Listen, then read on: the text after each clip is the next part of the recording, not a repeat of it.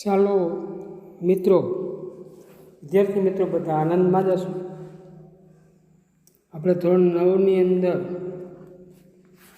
જે 5મો યુનિટ અંગ્રેજીની અંદર ભણી રહ્યા છીએ, જે રાણકી વાવ એટલે કે રાણીની વાવ. તો એની અંદર આપણે સૌપ્રથમ સ્પેલિંગ જોવા માટે પ્રયત્ન કરીએ તો બરાબર સમજજો. અમુક વસ્તુઓ આપણને વારંવાર યાદ કરવી પડે. સ્ટેચ્યુ એટલે મૂર્તિ, ગેલેરી એટલે પરસાળ અથવા બાલ્કની, રેયલ એટલે ભાગ્ય, શોર્ડ એટલે તલવાર, સીલ એટલે ઝાડ, બીડ એટલે માળાનો મણકો, જેન્ટલ સૌમ્ય, એક્સપ્રેશન એટલે મોઢાનો ભાવ, સ્ટર્ન કઠોર કડક, જે કન્ટેમ્પરરી એટલે કે સમકાલીન. આ ઉપરાંત લાઈફસ્ટાઈલ જીવનશૈલી, ફ્લોક ટેલ એટલે કે લોક વાર્તા, આપણે લોકકથા કહીએ ને, જે ઇન્સ્ટિક્ટ એટલે વૃત્તિ સ્વભાવ, રિવીલ એટલે બતાવવું, પ્રગટ કરવું, જાહેર કરવું, વિઝન એટલે કે દ્રષ્ટિ. આ ઉપરાંત વાસ્ટ એટલે વિશાળ, રેન્જ ફલક, ઇમોશન મનોભાવ, મૂડ એટલે મિજાજ, ગ્રેસ મોહકતા, અનમેચ્ડ એટલે અનન્ય, ફોકસ એટલે ધ્યાન કેન્દ્રિત કરવું,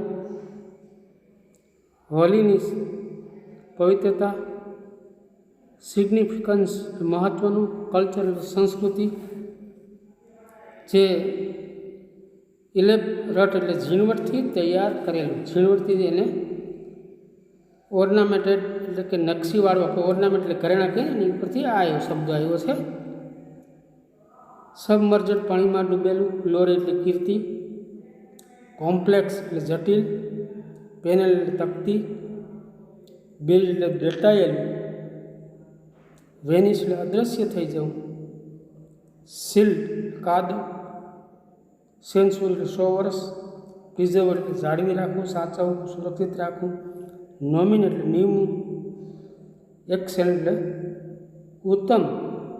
તો આ યુનિટની અંદર આપણે જોયું હતું કે આ જે વાવ છે ભગવાન વિષ્ણુને અર્પણ કરવામાં આવેલી. એમાં જુદી જુદી જે મૂર્તિઓ આવેલી છે એ એકદમ અદ્ભુત છે. પાર્વતીની ઘણી બધી મૂર્તિઓ છે, તેના જુદા જુદા નામ પણ આપેલા છે. ઉમા, પાર્વતી, ગૌરી, વાબા, જે જુદા જુદા નામ આપેલા છે. તો આ જે કંઈ છે અનન્ય છે. ત્યાર પછી આપણે જોઈએ કેટલીક જુદા પ્રકારની જે મૂર્તિઓ, તો આપણે સૌપ્રથમ એને સમજવા માટે પ્રયત્ન કરીએ. There are also some rare sculpture of gods. તો કેટલીક જે દેવોની કેટલીક વિરલ શિલ્પકૃતિઓ અહીં છે. દેવોની જે goddess. Here one can find the statue of the Lord Buddha with 4 hands, the statue of Rama with sword and shield, the statue of sun in form of Tapasvi, the statue of Shiva with beads in his hand, the statue of Parshuram with the soft and gentle expression rather having hard means term look etcetera. તો આપણે જોયું કે અમુક પ્રકારની જે અહીં જે તમને ભગવાન બુદ્ધની જે ચતુર્ભુજ મૂર્તિ, ત્યાર પછી તલવાર અને ઢાલ સાથે રામની મૂર્તિ, તપસ્વીના રૂપમાં સૂર્યની મૂર્તિ, અને હાથમાં પારાઓ સાથે શિવની મૂર્તિ, કઠોર મુખમુદ્રાને બદલે સૌમ્ય અને શાંત મુખમુદ્રા સાથે પરશુરામની મૂર્તિ વગેરે જોવા. તો આ પ્રકારની જે વિરલ જે શિલ્પકૃતિઓ તમને ભાગ્યે જોવા મળે છે. ત્યાર પછી તે reveal artistics vision and unique imagination of the sculpture. તો અમુક જે શિલ્પકૃતિઓ સમકાલીન જીવનશૈલીની છે, કેવી જીવનશૈલીની છે. There are nearly 300 statue of apsara. તો આ ઉપરાંત જે અમુક પ્રકારની જે મૂર્તિઓ છે એ આપણે આગળ જોયું કે પરશુરામની આવી મૂર્તિ તમને ભાગ્યે જોવા મળે છે. The sculpture presented a vast range of emotions and feeling on the face of the apsara. They display variety of different moods and situation. તો જે આ પ્રકારની આપણે જોઈ જે કેવા પ્રકારની મૂર્તિઓ, તો એ અમુક જે શિલ્પકૃતિઓ સમકાલીન જીવનશૈલીની લોકકથા પ્રાણી અને માનવ સ્વભાવ વગેરે દર્શાવે છે. તે શિલ્પીઓની કલા દ્રષ્ટિ અને અનન્ય કલ્પના શક્તિ પ્રકટ કરે છે. અનન્ય જે છે એ આપણને જોવા મળે છે. વામન જે છે, નરસિંહ, રામ, કલ્કી, આવા જુદી જુદી પ્રકારની જે મૂર્તિઓ છે એ આપણને અહીંયા જે જોવા મળે છે. તો આ આપણે જોઈએ આગળ કેટલી 300 એટલે કે 300 મૂર્તિઓ. કેટલી પ્રકારની 300 જે જુદા જુદા પ્રકારની જે મૂર્તિઓ આપણે જોયું. Most of them present Vishnu in his 10 different avatar. The most attractive sculpture are those of Varaha, Vamana, Narsinh, Rama, કલ્કી.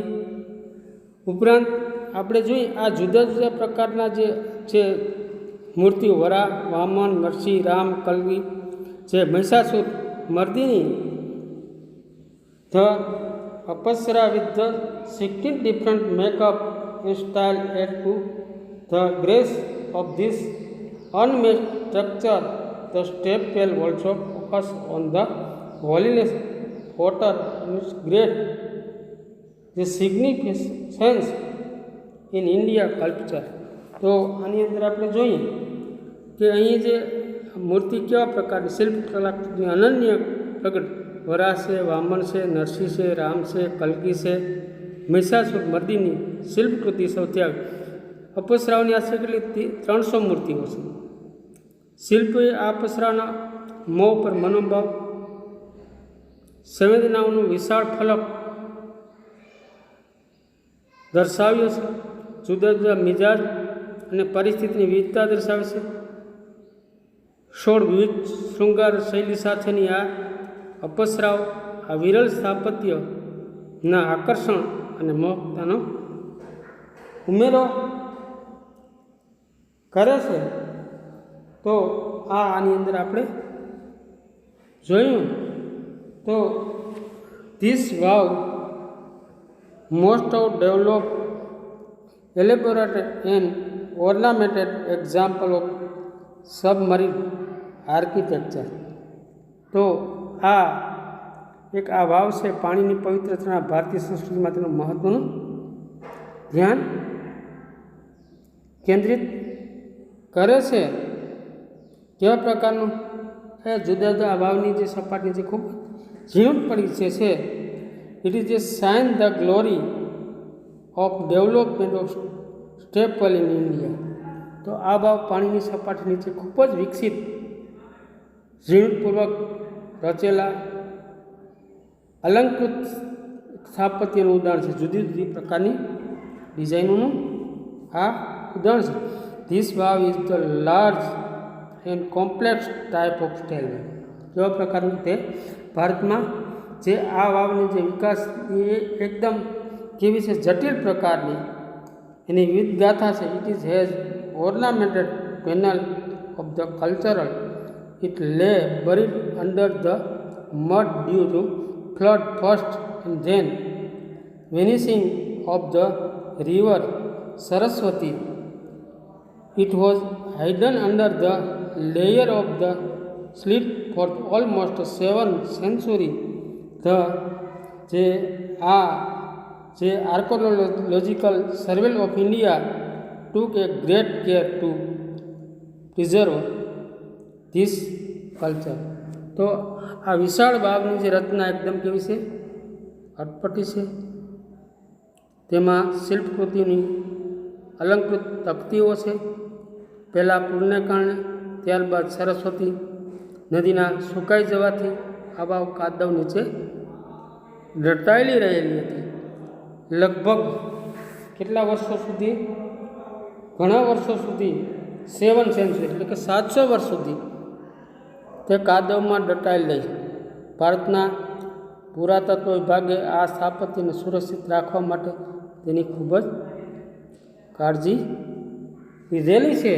તો આ બે જો most of them present Vishnu in his 10 different અવતાર.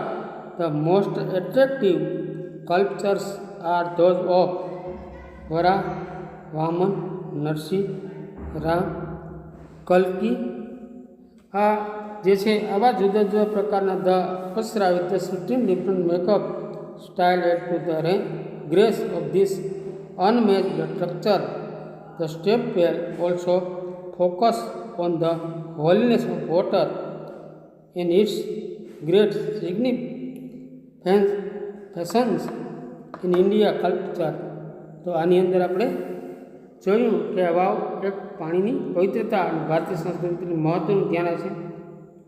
આ પાણીની સપાટ નીચે ખૂબ જ હજી પણ વિકસિત છે ઝીણવટપૂર્વક રચેલી અલંકૃત વાવની ગૌરવગાથા આજે પણ આપણે જોઈએ છીએ.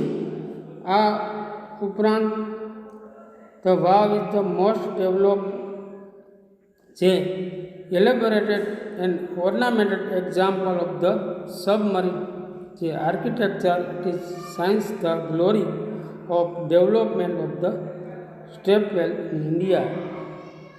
ઉપરાંત in February 2030 ASI nominated this wow for the World Heritage Site with the excellent teamwork by the ASI. The state government of Gujarat. It got recognized by the UNESCO.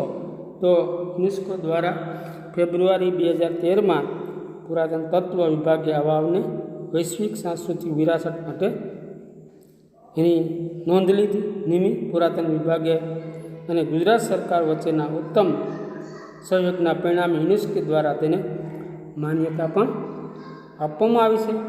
જ્યારે આપણે આની અંદર ચિત્ર પણ જોવા મળે છે તો આ વાવ છે એકદમ એટલી બધી મહત્ત્વની છે જે સાંસ્કૃતિક રીતે અને વિરાસતની જોઈ જ્યારે આપણે ત્યાં જોઈએ ને વાસ્તવિક ત્યારે આપણને ખ્યાલ આવે.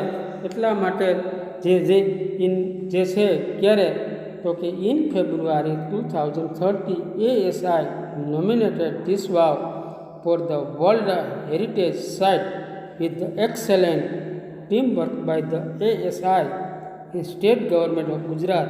It got recognition by the UNESCO.